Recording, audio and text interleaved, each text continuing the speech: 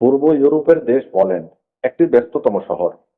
দ্বিতীয় বিশ্বযুদ্ধের সময় জার্মানি ইহুদি সংখ্যাগরিষ্ঠ দেশ পোল্যান্ড দখল করে নেয়।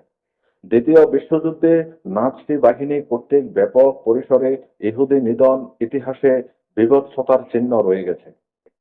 পোল্যান্ডে অসংখ্য দর্শনীয় স্থান রয়েছে।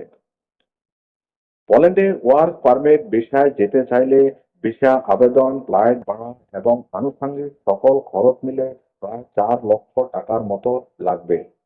তবে আপনি যদি পোল্যান্ডে স্টুডেন্ট ভিসায় যেতে চান, সেক্ষেত্রে 70 থেকে 80 হাজার টাকাতেই যেতে পারবেন। এছাড়া পোল্যান্ড ভ্রমণ ভিসায় যেতে হলে 1,50,000 টাকা লাগবে। তবে আপনার পরিবার বা বন্ধু যদি পোল্যান্ড থেকে আপনার জন্য ভিসা পাঠিয়ে দেয়, সেক্ষেত্রে 1 লাখ টাকার মধ্যেই আপনি যেতে পারবেন, পোল্যান্ড ভ্রমণ করতে যেতে পারবেন।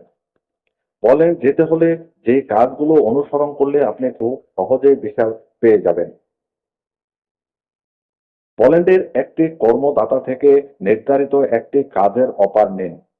এই কাজের অফার এবং এর বৈধতা নিশ্চিত করার নিমিত্তে তারা নির্ধারিত নথিগুলি প্রদান করতে হবে। কর্ম পরদর্শিকা। পোল্যান্ডে আপনার কর্মদাতা আপনার কর্ম পরদর্শিকা জমা দেওয়ার জন্য পোল্যান্ডের প্রাসঙ্গিক কর্ম পরদর্শিকা থেকে আবেদন করতে হবে। এটা সাধারণত কাজের সম্পর্কে নথি এবং আপনার যোগ্যতা সম্পন্নতা সংক্রান্ত বিভিন্ন নথি জমা দেওয়ার মাধ্যমে হবে। ভিসা আবেদন। কর্ম পরিদর্শিকা অনুমোদন পেলে আপনি কাতারের পোল্যান্ডীয় দূতাবাস বা কনসুলেটেন্ট ভিসা জমা দিতে হবে।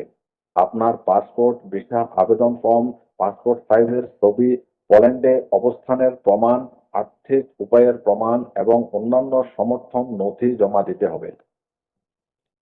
সাক্ষাৎকার এবং বায়োমেট্রিক।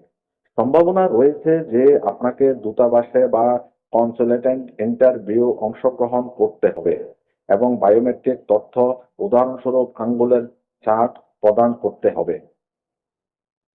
ভিসার অনুমোদন।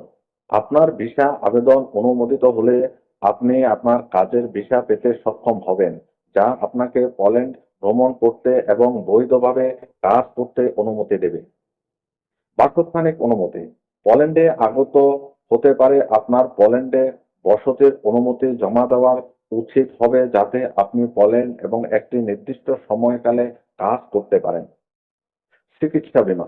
সাধারণত পোল্যান্ডে থাকার সময় আপনার চিকিৎসা বীমা অবশ্যই থাকতে হবে। পোল্যান্ডের দূতাবাস বা কনসুলেটেন্ট নির্দিষ্ট প্রয়োজনীয়তা এবং পদক্ষেপগুলো নিয়ে সঠিক তথ্য পেতে যোগাযোগ করুন অথবা তাদের ওয়েবসাইট ভিজিট করুন। সেই সঙ্গে প্রয়োজনে ইমিগ্রেশন আইনজীবী বা বিশেষজ্ঞদের সাথে যোগাযোগ করতে পারেন।